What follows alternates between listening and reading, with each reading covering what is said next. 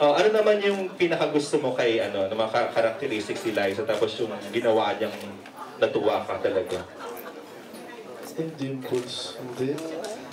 Siguro ang pinaka nagustuhan ko po sa kanya.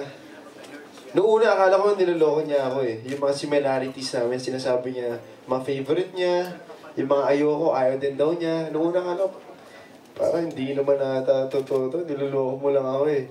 Parang ganun. Pero totoo pala, like yung suka, ayoko ng suka. Ito pala, ako allergic ako sa suka. Sabi, seryoso? Okay ah. Tapos yung mga flavor ng mga chocolate, yung mga ice cream, pare-parehas talaga.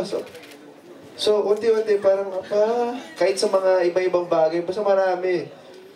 Hanggat sa nakwento niya yung life story niya sa sa Baguio. Na, ayun, nakwento niya sa akin. So, Po siya. grabe to. So, para sa akin, parang it's more of respeto. Kasi hindi daw niya nasasabi sa lahat ng tao yun, pero sinabi sa akin, sa nagkwento. So, doon yung respeto sa kanya. Doon nagsimula. So, doon ako, doon. Talaga. Opo. So, sobrang dami yung similarities. Yes.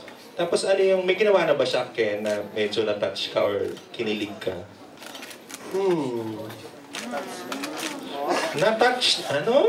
Pinatch? Ano ba? Na-touch ka? Iba naman yun. Pero touch ka. Na-touch, nabagbag ka, oh. Grabe Nabagbag to. din, kinilig ka, oh. Nawala. Ayun. Sina? Hindi, yung birthday ko. Ano yan? Ano nagyan? Sa hospital ako nung birthday mo eh. Hindi, yung gift, siyempre. Ay, yung gift. Ano yun? Mag-away nga kayo. Hindi, yung mga gift, tapos yung... Ano yung gift niya nung birthday mo? Ha? Basta, gusto ko yun. Ano yun? Anong binigay mo, Liza? Hindi, mga ano lang, sapatos, bag, pero may letter naman doon na, basta may message, so yun. Bongga pala mamigay ko si Liza mga sapatos at ano ba, gawa sa lalaki. Yeah, kasi wala siya maisip Mana ka sa manager. Oo, parang training mo kay OG, charing. Oo, tapos Ken, diretsong tanong daw. In love ka na raw ba kay Liza? Di ba obvious? Ano sa tingin mo? Ay, ikaw sumagot kasi sa'yo dapat manggaling. Ay! Abangan nyo, may pareho naman. So, Diretso lang, nasagot.